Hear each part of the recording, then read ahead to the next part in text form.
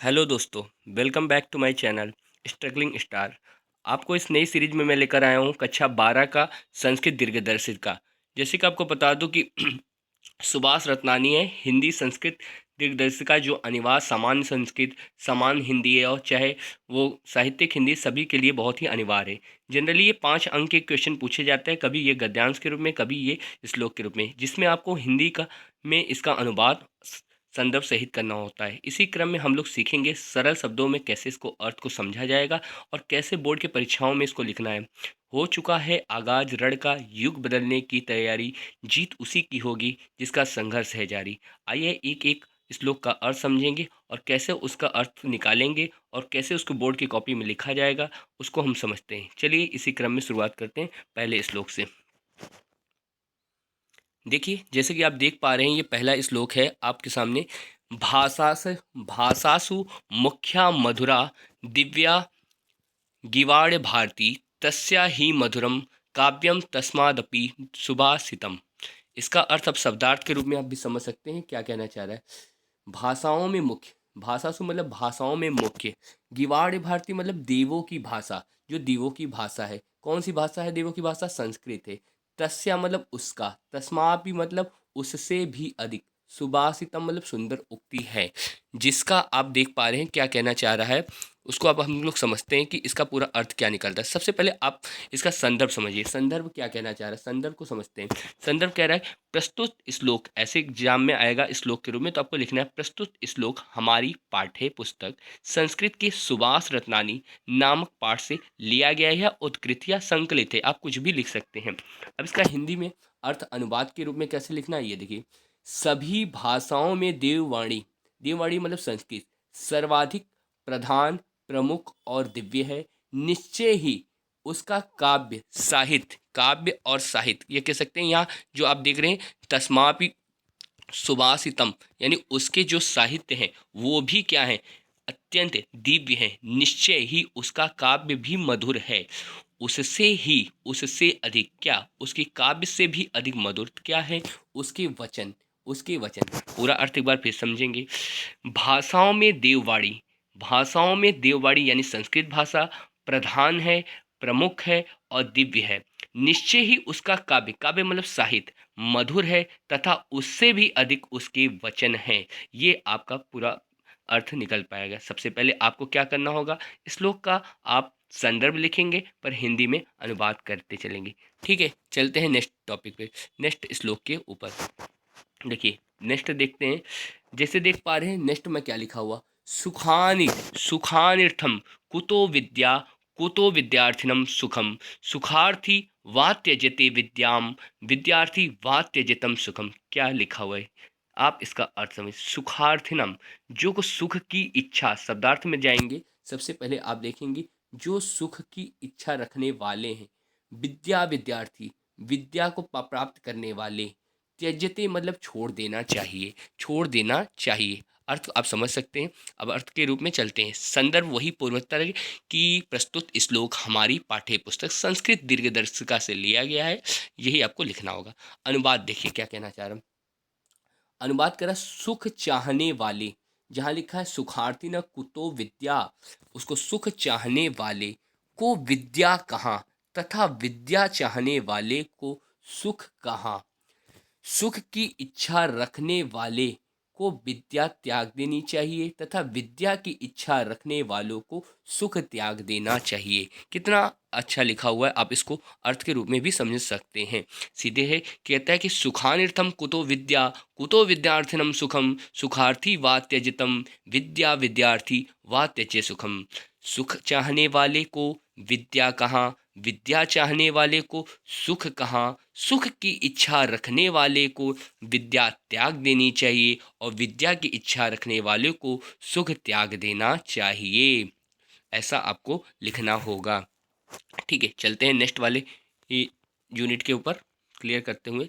देखिए तीसरा भी बहुत अच्छे श्लोकों में से लिया गया। ये सुभाष रत्नानी का एक इम्पॉर्टेंट, कई बार बोर्ड में ये आए हुए क्वेश्चन है। ये बोर्ड में 2016, 17, 18 में बहुत बार पूछे गए क्वेश्चंस में है, हमने रिपीट जो होते हैं वो लिए हैं।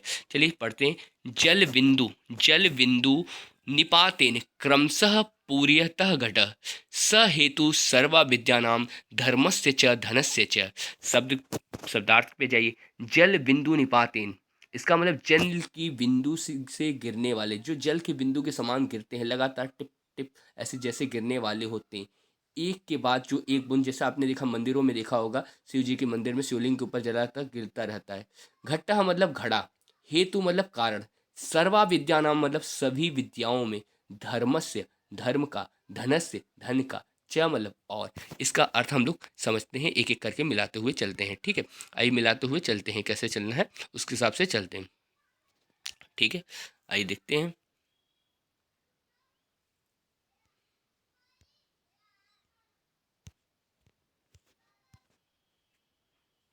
ठीक है, चलते हैं, इसमें देखते हैं। बूंद बूंद जल गिरने से क्रमशः घड़ा भर जाता है। जैसे बूंद बूंद से गिरने से क्रमशः घड़ा भर जाता है, यही प्रकार, इसी प्रकार सभी विद्याओं में धर्म धन हेतु का कारण है। यहाँ कहने का तात्पर्य यह है कि विद्या, धर्म, धन की प्राप्ति के लिए उद्यम के साथ साथ धैर्य होना भी आवश्यक है, क्योंकि इन तीनों का संचय धीरे धीरे होता है। क्या कहना चाहे ये तीसरे श्लोक में क्या अर्थ दिखाना चाह रहा है, आप ये समझने की कोशिश कीजिए क्या कहना चाहे। जैसे कि जल बिंदु निपातेन क्रमशः, जिस प्रकार जल की बिंदु क्रमशः धीरे धीरे घड़े को भर देता है, स हेतु इसी कारण, इसी प्रकार सभी विद्याओं में, सभी प्रकार की विद्याओं में धर्म धन का भी संचय धीरे धीरे होता है। जिस प्रकार अनुवाद में देखेंगे, बूंद बूंद जल गिरने से क्रमशः घड़ा भरता है, यही सभी विद्यार्थियों, सभी विद्याओं में धर्म का संचयन भी धीरे धीरे ही होता है। आइए चलते हैं, नेक्स्ट श्लोक पे चलते हैं हम लोग।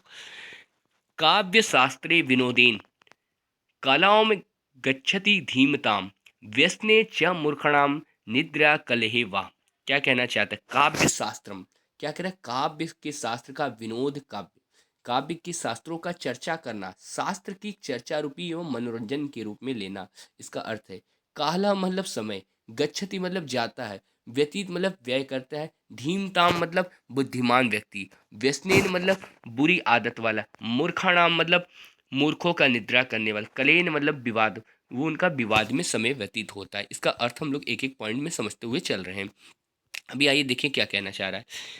वही फिर करना है कि आपको लिखना है, प्रस्तुत श्लोक हमारी पाठ्य पुस्तक संस्कृत दीर्घदर्श से लिया गया है। अब इसका अर्थ क्या है, देखिए, काव्य शास्त्रे विनोदेन, काव्य शास्त्र का चर्चा करने में, गच्छमित धीमताम एक सामान्य व्यक्ति, कहना कि बुद्धिमान लोगों का समय काव्य के शास्त्रों की चर्चा करने में आनंद प्राप्त होता है, तथा मूर्ख व्यक्ति का जो समय होता है वह बुरी आदतों में, सोने में, झगड़ा झंझट विवाद वाद करने में होता है। आप इसका अर्थ समझ सके कि जो एक बुद्धिमान व्यक्ति होगा उनका समय जैसे डिस्कस करने में, किसी चीज़ का चर्चा करने में, शास्त्रों का अध्ययन करने में व्यतीत होता है, जबकि मूर्खों का वाद विवाद और व्यसन करने में व्यतीत होता है। ठीक है, आइए चलते हैं नेक्स्ट पे।